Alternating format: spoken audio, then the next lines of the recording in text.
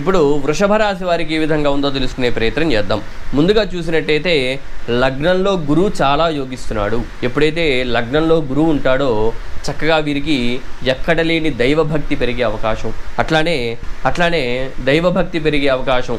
ముందుగా విద్యార్థులకి చాలా బాగుంది. ఎప్పుడైతే గురువు లగ్నంలో ఉంటాడో ఏదైనా పరీక్షల్లో ఎప్పటి నుంచో ఫెయిల్ అయిపోతున్న పరీక్ష ఏదైనా ఉంటే అందులో మీరు చక్కగా పాస్ అయ్యే అవకాశం ఉంది.